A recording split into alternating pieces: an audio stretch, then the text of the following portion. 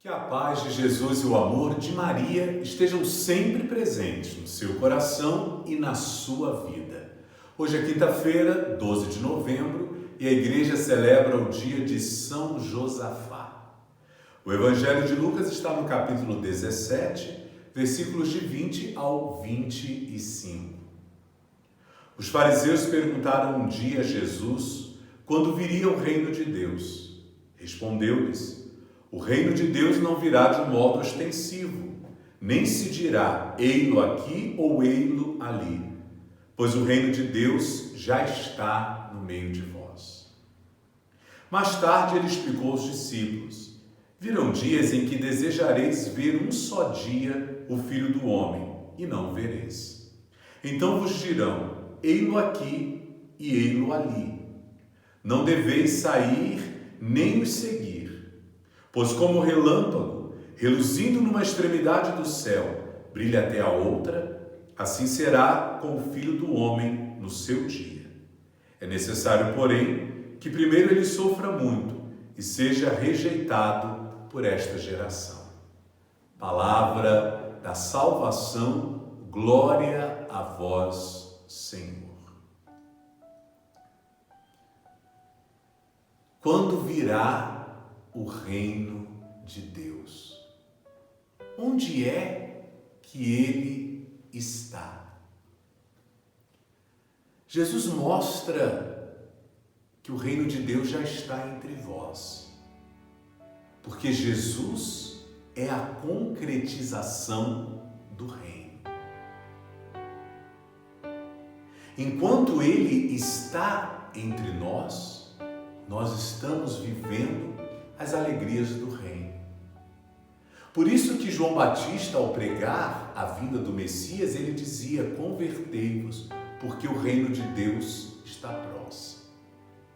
Com Jesus, o reino se concretiza. E a concretização do reino se dá no momento em que a salvação se torna possível à humanidade.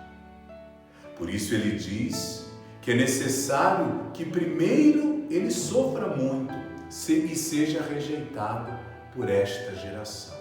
Ele precisa assumir o nosso pecado e se fazer pecado, para que possa no madeiro morrer. Pois a morte é a consequência do pecado. Se ele não tem pecado, ele não pode morrer. Mas assumindo os nossos pecados, ele abraça a morte e a pior condenação do seu tempo, a cruz. Morre para ter o direito de descer à mansão dos mortos e no inferno vencer o demônio, o autor da morte, e chamar à vida os que morreram antes dele. Morreu na cruz para que os vivos pudessem conhecer uma nova vida. Uma vida que vem do Cristo e nos direciona para o seu reino. Morrendo na cruz, ele destrói a nossa morte e nos dá a sua vida. E ressuscitando, ele inaugura um novo reino, cuja vida é eterna. A partir da ressurreição, toda a humanidade começa a sonhar com a possibilidade que o Senhor nos abriu de nos unirmos a Ele e nos tornarmos eternos. Desde a sua paixão, morte e ressurreição, nos foi possível perceber a possibilidade que Deus nos oferece de resgatarmos a sua imagem e semelhança que em nós existe e que o pecado roubou.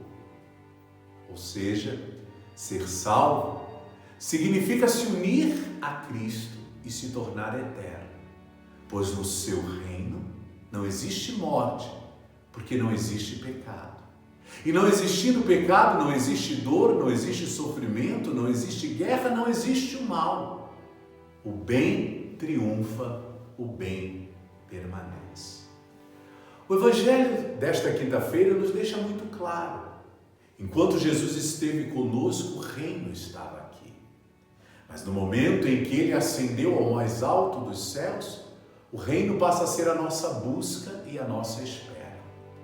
Por isso devemos viver segundo os seus ensinamentos, abraçando como projeto de vida o projeto que primeiro foi do Cristo. Assim teremos vida e vida em abundância. Quando o Senhor voltar, Ele estabelecerá de forma definitiva o reino entre nós, porque ressuscitaremos e em nossa própria carne haveremos de ver a Deus. Assim como o Senhor um dia veio, Ele voltará. Assim como o seu nascimento pegou o mundo despreparado, porque não sabia a hora e nem o dia, a sua volta não pode nos pegar despreparados. Praticar o Evangelho, exercitar o amor, se doar, fazer o bem na gratuidade, orar e traduzir em ações a oração, é o meio mais bonito e eficaz de estar sempre preparados para quando o Senhor voltar. Contudo, quando Ele voltar, Ele será visto por todos de uma só vez. Assim como o relâmpago sai no Oriente e se mostra no Ocidente, o dia da vida do homem será presenciado por todos. Por isso, nenhuma igreja, nenhuma religião está autorizada a dizer que o reino de Deus está aqui e só os nossos serão salvos. Vocês estão percebendo isso? E o próprio Evangelho de hoje nos diz: não sigais essa gente, porque esta afirmação de que o reino de Deus está conosco e só os nossos serão salvos, ela é mentirosa. Porque o Evangelho diz hoje com muita clareza: não sigais essa gente. A religião, ela tem por objetivo conduzir o povo à salvação, porque ela ensina ao povo o que aprendeu do Cristo. Uma religião é compreendida como uma escola, onde o povo senta na escola do Mestre Jesus para aprender as suas lições de vida. Como toda escola, a teoria precisa ser iluminada pela prática, pois só a teoria não nos leva a ter uma prática libertadora. Por isso a religião, ela transmite com palavras os ensinamentos do Cristo e leva o povo a experimentá-los pelas obras. Sem obras, a fé é morta. Teoria e prática são realidades que se confundem dentro de toda a igreja que vive de fato o projeto do Cristo. Mas não é a igreja que salva. A igreja transmite e ensina a prática e o caminho da salvação. Só Jesus salva.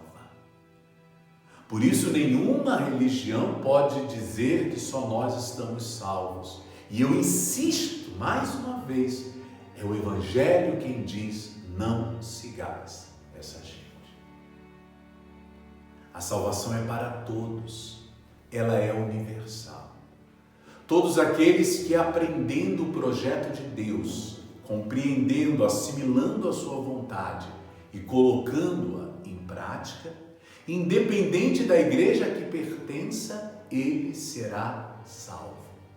Porque no céu não seremos católicos, evangélicos, protestantes, ortodoxos. No céu nós seremos tudo em Cristo e Cristo tudo em nós. No céu seremos simplesmente eternos adoradores do Rei Jesus. Não se preocupe com a hora e o dia em que o reino se mostrará. Se preocupe em viver cada dia como alguém que espera o reino. Pois se assim vivermos, a hora que o reino se manifestar, estaremos prontos para ressuscitar e em nossa própria carne ver a Deus. Que a nossa igreja nos ajude a descobrir os ensinamentos do Cristo. Que a nossa igreja nos estimule pelo seu testemunho a vivenciarmos essa prática libertadora, para que todos creiam e para que pela fé sejamos salvos. Pela intercessão de São Josafá, abençoe-vos Deus de amor, o Pai, o Filho e o Espírito Santo.